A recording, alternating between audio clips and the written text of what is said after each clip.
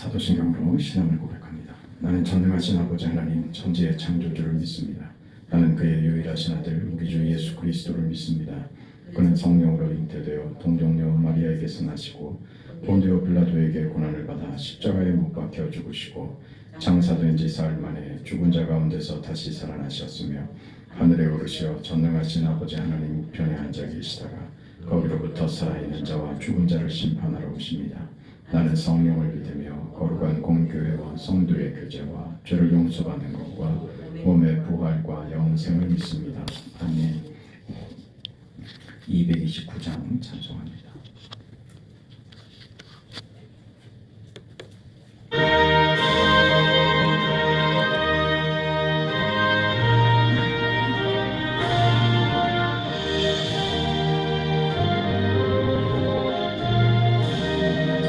마음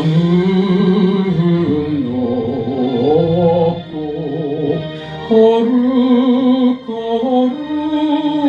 거룩하신 주 하나님 어린 양이 주님을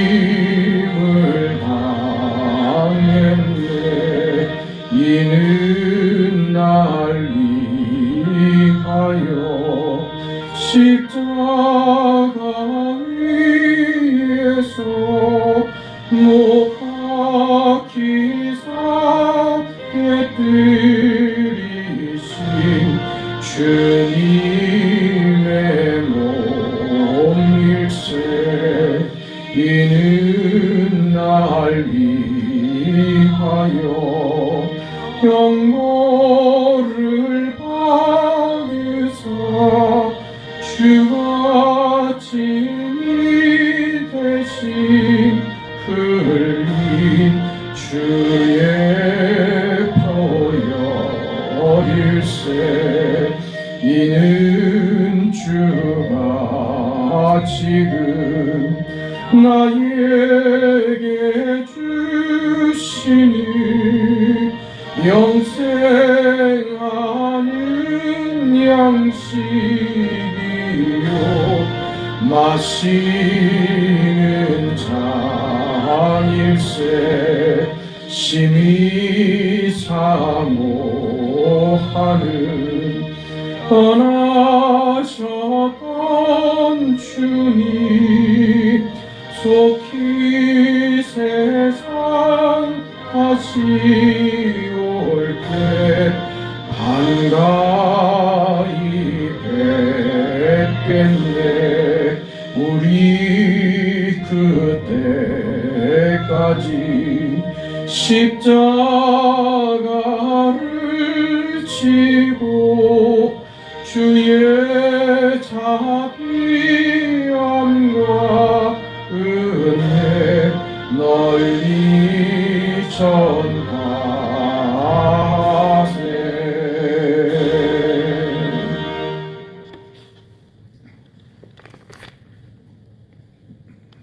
우리 하나님의 말씀 이사야 53장 7절에서 9절까지 말씀 보겠습니다.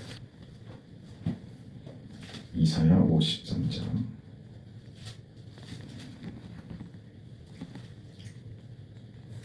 7절부터 9절까지 말씀, 우리 하나님의 말씀을 함께 읽습니다. 그가 곤욕을 당하여 괴로울 때에도 그의 입을 열지 아니하였으며 도수장으로 끌려가는 어린 양과 덜 깎는 자 앞에서 잠잠한 양같이 그의 입을 열지 아니하였도다. 그는 곤욕과 신문을 당하고 끌려갔으나 그 세대 중에 누가 생각하기는 그는 살아있는 자들의 땅에서 끊어짐은 마땅히 형벌받을 내 백성의 허물 때문이라 하였으리요. 그는 강포를 행하지 아니하였고 그의 입에 거짓이 없었으나 그의 무덤이 악인들과 함께 있었으며 그가 죽은 후에 부자와 함께 있었도다. 아멘.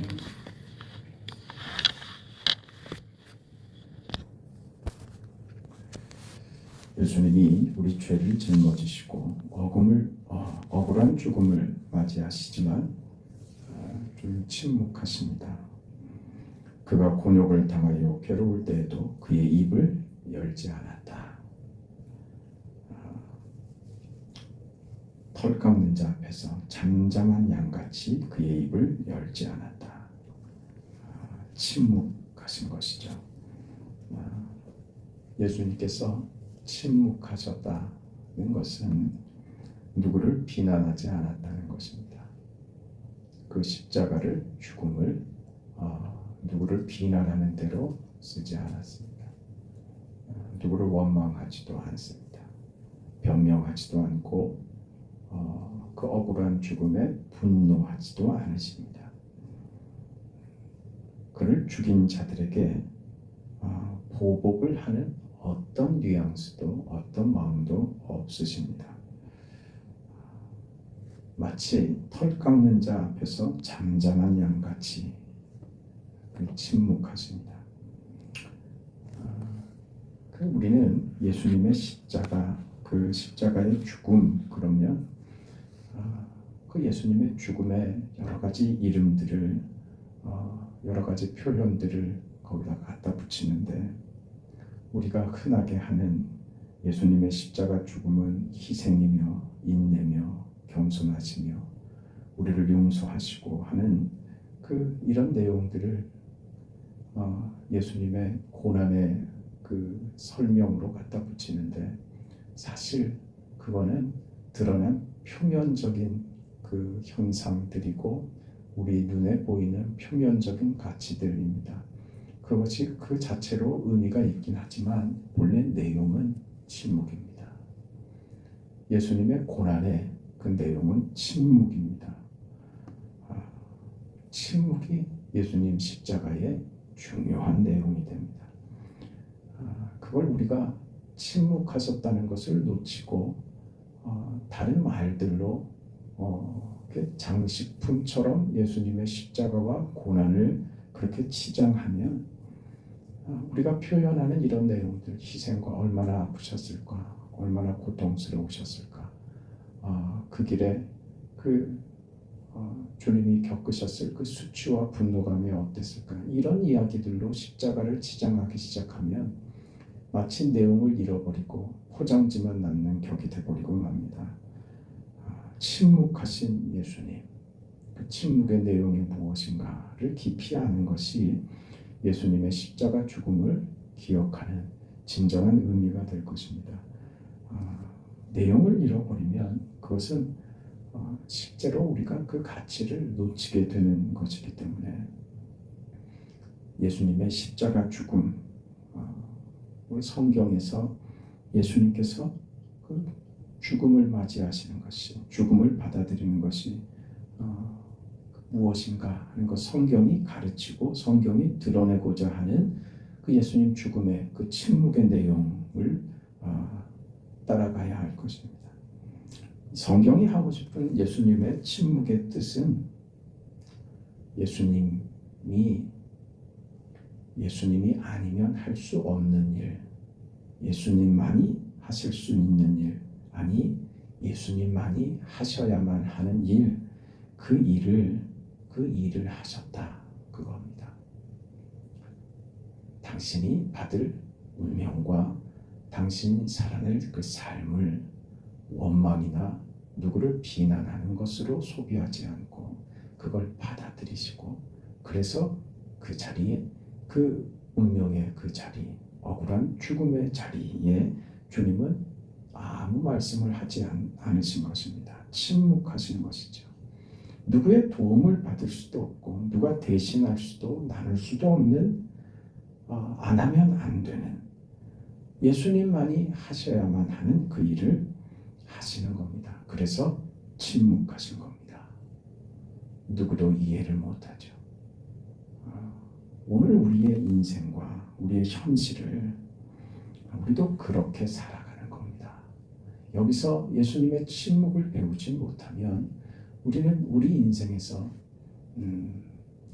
우리의 현실과 내 삶에 예수를 통하여 하나님께서 계획하신 깊으신 뜻을 이렇게 이루시는, 그 앞에 잠잠한 어린 양같이 침묵하시며 그것을 인생으로, 운명으로 그걸 받아들이시는 예수님의 모습을 통해서 오늘 우리가 우리 인생을 바라보고 깨닫지 못하면 우리는 우리가 말하는 대로 그저 화려한 치장만 남게 되는 인생이 되는 거예요.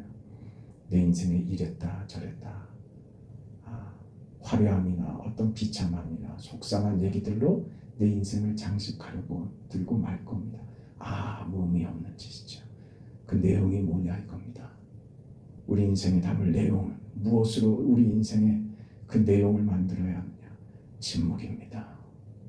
받아들이고 받아내고 살아내는 거죠. 그게 예수께서 그렇게 사시는 것입니다. 그 일을 해야 되는 겁니다. 잡히시고 죽으셔야 하는 것이죠. 죽음의 한복판에 붙들려 들어가서 거기서부터 새로운 사망을 뒤집는 부활의 길을 만드셔야죠. 그래서 그 길을 가십니다. 주께서 맡으신 일입니다. 하소연할 필요가 없죠. 가장 중요한 침묵의 이유입니다. 구원을 이루기 위하여, 저들을 살리기 위하여 주님은 죄인들과 무슨 싸움을 하고 그것을 무슨 비통하게 만들 이유가 없었던 것입니다. 죽음으로 생명을, 부활을 만드셔야 했기에 그 길을 그렇게 가신 겁니다. 어떻게요? 침묵하시는 겁니다. 받아들이시는 거죠. 그리고 누구도 원망하거나 나눠질 수 없는 그 십자가의 무게를 혼자 받아내십니다. 그걸 오늘 우리들에게 보이는 것입니다. 우리를 위하여 죽으나 우리 중에 아무도 아는 자가 없었다. 예수님은 거기서 원망하지 않는다. 오늘 우리가 그 자리에 서는 겁니다. 오늘 우리가 사는 자리가 거기입니다. 예수님의 십자가가 단순히 감상으로 그치면 그 십자가는 나의 삶의 의미가 사라져버립니다. 그저 구원받고 천국 가는 것으로 끝이 아니라는 인생을 기억하셔야 됩니다. 우리 인생이 무엇인가? 예수님의 침묵에 답이 있습니다. 우리는 예수님께서 예수님으로 인생을 사셨던 것처럼 우리는 우리로서 하나님의 자녀된 성도로서 신자로서 그렇게 세상을 사는 겁니다. 예수님이 사신 것처럼 말입니다. 그렇게 말씀하세요. 하나님, 살아보겠습니다. 해보겠습니다. 그러나 주님만큼 할 수는 없습니다. 그럴 자신은 없습니다. 그러나 해보겠습니다. 모자라면 모자란 대로 그렇게 사는 겁니다. 우리가 완벽할 수 없습니다. 우리는 그저 우리 인생에 묻은 때를 벗겨내는데 급급하죠. 그래서 기도를 하면 회개 기도밖에 할 줄을 몰라요. 인생을 사는 그 내용을 모르니 겨우 할 수 있는 게 늘 죄 짓고 죄 씻고 죄 짓고 죄 짓고, 뭐 죄가 무슨 뭐 조금이라도 남아 있으면 그것 찝찝해서 기도해야지 되고, 그것으로 인생을 산다면 우리 인생이 뭔지 놓치고 있는 거예요. 회개 기도 잠깐 하고 그리고 해야 될 기도를 해야죠. 무슨 기도요? 살아가겠습니다 기도를 해야죠. 오늘을 살겠습니다. 오늘을 살겠습니다. 잘할 자신은 없지만 어제보다 그래도 조금 더 잘해보겠습니다. 그렇게 하루를 열어야죠. 그 삶입니다. 신자로서의 삶입니다.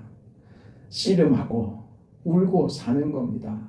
주님께서 그러셨던 것처럼 아버지요 할만하시거든 이 잔을 내게서 비켜주시옵소서. 그렇게 기도하세요. 정 못 견디겠으면. 그러면서 사는 겁니다. 그러나 내 뜻대로 마옵시고 아버지의 뜻대로 되기를 원합니다 하고서 그 길을 가는 겁니다. 그게 무엇이라고요? 그게 침묵입니다. 받아들이고 받아내고 살아내는 것입니다. 우리 인생의 현실과 내 현실, 내 상황, 내 정황이, 내 자리가 어떠하든지 그건 상관없는 것입니다. 많이 배웠느냐 못 배웠느냐 훌륭하냐 어리석으냐 이런 건 아무 문제가 아닙니다. 각각에게 주어진 인생이며 현실인 겁니다. 그러니 우리의 자리에 대해서 겁낼 것도 없고 원망할 것도 없고 시비할 것이 없는 겁니다. 가난합니까? 가난하면요. 가난해서 겸손을 배우시는 거예요. 가난한데 겸손하지도 않다. 그러면 이건 대책이 없는 겁니다. 늘 우리는 내가 가지고 있는 내 현실로 그것을 하나님께서 주님께서 지금 침묵으로 죽음을 통하여 생명을 만드신다는 이 사실을 잊는 것이죠. 내가 없습니까? 없는 것으로 만드시는 거예요. 내가 미련합니까? 미련한 자리에서 만드는 겁니다. 왜 우리는 그것으로 내 형편과 내 사정으로 원망하고 불평하고 화내고 쏟아내고 세상에 대해서 욕을 해대고 비명을 질러대죠. 그런 것밖에 할 줄을 모르는 거예요. 세상은 그렇죠. 그러나 우리는 그렇지 않습니다. 우리 인생이요, 여기에 대해서 예수님께서 무슨 원망이나 시비나 저들을 향하여 무슨 적대감을 가지지 않으신 것, 침묵하신 것처럼 말입니다. 우리 인생과 우리 현실, 우리에게 주어진 각자의 삶에 거기에 원망할 것도 시비할 것도 없고 겁낼 것 없다 이 말입니다. 우리 인생에 원망과 분노가 터져 나오면 그는 우리는 내 인생을 모르는 겁니다. 하나님이 주께서 침묵하셨다는 것을 모르는 겁니다. 우리는 원망하고 불평하고 화내고 불만을 가져서 내 인생을 부정하는 것으로는 우리는 정말 불행한 인생이 되어버릴 수밖에 없습니다. 괴로움과 고통밖에 남는 것이 없죠. 그 안에서 주님이 침묵하신 이유에 답을 찾으셔야 됩니다. 아무 말씀을 안 하시고 받아들이셨습니다. 그저 수동적으로 운명이로거니 하고 모든 것을 그저 수용하라는 말이 아닙니다. 그 자리가 만드는 자리라는 것을 기억하라는 말입니다.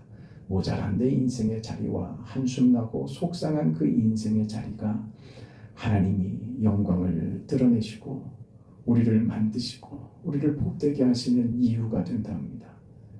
그게 지금 오늘 성경이 우리에게 하고 싶은 이야기인 거예요. 그걸 만들 줄 알아야 돼요. 그게 무엇이라고요? 침묵이라고요. 침묵이라고요. 하나님 앞에 외치세요. 세상 앞에서는, 세상 속에서는, 내 인생에서는 침묵하세요. 하나님, 이게 맞습니까? 하나님, 꼭 이러셔야만 되겠습니까? 하나님, 저는 모르겠습니다. 그러나 하나님이 허락하신 인생이고 제가 겪어내야 할 현실이라면 하나님 기쁘게 살아갈 수 있도록 받아낼 수 있도록 주님께서 침묵하셨던 것처럼 이 인생 속에서 하나님이 얻으시려고 하는 그 영광과 기쁨과 하나님의 뜻을 만들어 주실 줄 믿습니다. 잘해낼 자신이 없지만 하나님 그러니 도와주세요. 그게 우리의 기도가 돼야죠. 그게 우리의 인생이 되어야 하는 것입니다. 가지면 가진 것으로 정의로워야죠. 우리는 가진 것으로 어떻게 합니까? 가진 것으로 멋있게 살아야죠. 가진 것으로 지혜롭게 나눌 줄 알아야 하는 것입니다. 절제할 줄 모르면 우리는 우리가 가진 모든 것이 다 쓰레기가 돼버리고 맙니다. 의미를 잃어버리죠. 가지고 있는 것, 우리는 절제할 수 있는 그 지혜와 그런 믿음의 태도를 가져야 지식도, 지위도, 권력도, 부도 절제할 수 있는 것입니다. 그런 사람이 그걸 누릴 수 있는 것이고 그걸 받아서 받은 자신의 현실로 하나님 앞에서의 유용한 삶이 될 수 있는 것이죠. 우리의 현실이 어떻든지 그걸로 만들 수 있는 것, 그게 우리의 현실에 우리의 자리인 것입니다. 그렇게 이해하셔야 됩니다. 그래서 성경이 묻는 겁니다. 네 조건, 네 현실 속에서 너 어떻게 할래? 그렇게 물으시는 거예요. 5달란트를 받았든 3달란트를 받았든 1달란트를 받았든 그거 아무 상관없다는 거예요. 널 5달란트를 줬는데 너 이걸로 어떻게 할래? 이렇게 물으시는 거예요. 네 인생 너 어떻게 할래? 네가 가진 것, 내가 너에게 허락한 것 가지고 너 어떻게 할래? 남보다 많이 배운 것 가지고 너 그거 어떻게 할래? 네가 가진 것으로 너 어떻게 할래? 이렇게 물으시는 거예요. 그 판단 속에 우리가 있는 겁니다. 주님처럼 침묵하세요. 그리고 그 인생을 욕심내지 말고 세상 앞에 원망하고 시비 걸지 말고 그 현실의 조건 속에서 말입니다. 우리가 생각하는 나의 최악의 조건, 내가 늘 불만인 이 조건 속에서 우리의 신앙을 적용해야 됩니다. 우리의 분노와 억울함과 자책에 지지 말란 말입니다. 십자가 앞에서 침묵하신 주님을 보시라 이겁니다. 자책을 지고 가는 겁니다. 어깨에 둘러매고 가는 겁니다.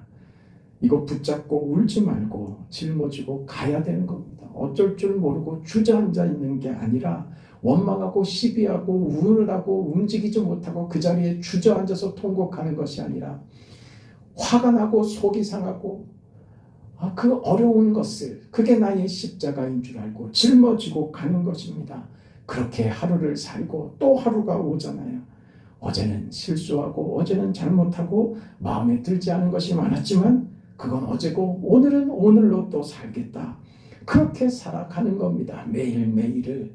그게 의미 없고 반복되는 일상처럼 답답하게 느껴지겠지만 그거 아니라는 겁니다. 오늘 하시는 말씀입니다. 그가 침묵하셨다. 주님은 해야 할 일을 하셨다. 우리도 이 자리에 있는 겁니다. 근데 우리는 이것을 할 줄 몰라요. 이걸 할 줄 몰라서 여기가 굉장히 미약해서 이 자리에서 대부분은 원망합니다. 그리고 시간을 소비합니다. 우리 인생과 우리 현실과 우리가 겪고 있는 우리 자리를 누구와 나눌 수 없습니다. 자신의 존재를 우리는 누구에게 떠넘길 수 없습니다. 배우세요. 주님께 침묵하셔야 됩니다. 성경이 우리에게 이렇게 가르치며 증언하는 이유는 이것 때문입니다. 하나님이 우리를 사랑하시기 때문이랍니다. 그래서 그 인생의 자리에서 하나님의 사랑을 우리에게 나타내기 위해서 하나님이 그렇게 하신답니다. 하나님이 우리를 사랑하시고 그래서 우리로 하여금 하나님을 사랑하게 하며 우리로 사랑으로 충만하게 하시기를 원한다는 이 사실 때문에 우리의 현실과 우리의 시간과 우리의 자리 속에 하나님이 우리를 두신 것입니다. 요한일서 4장 18절에 사랑 안에 두려움이 없고 온전한 사랑이 두려움을 내쫓나니 두려움에는 형벌이 있음이라. 두려워하는 자는 사랑 안에서 온전히 이루지 못하였느니라.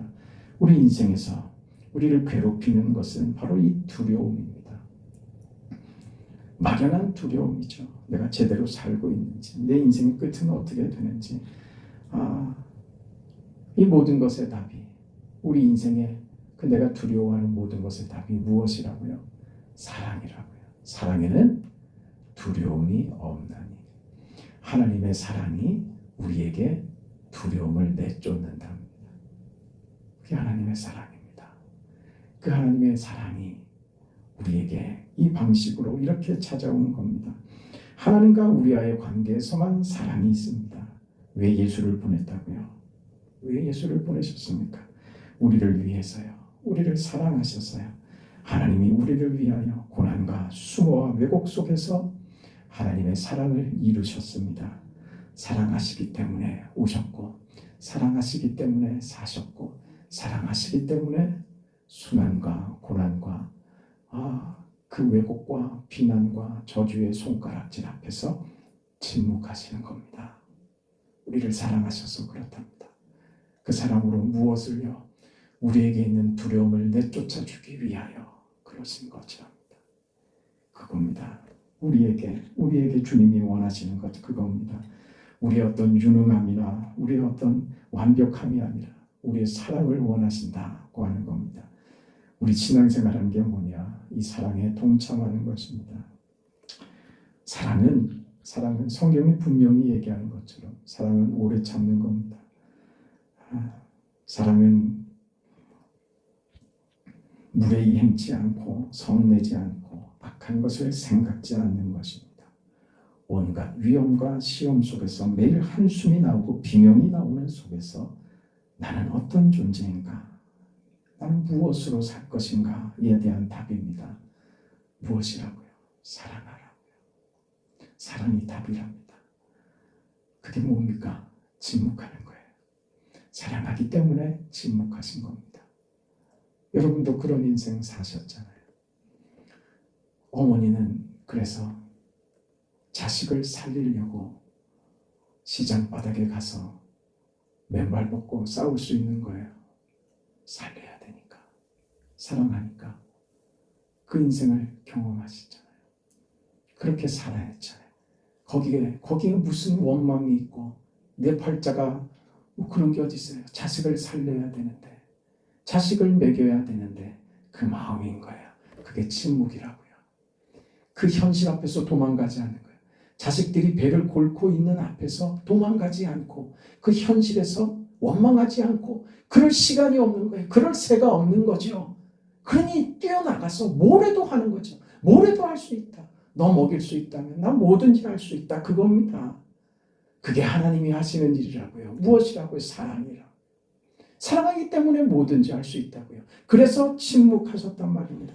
하나님이 하시는 일, 하나님만이 하실 수 있는 일, 하나님이 해놓으신 일입니다. 그것을 우리에게 따라가라고 하는 겁니다.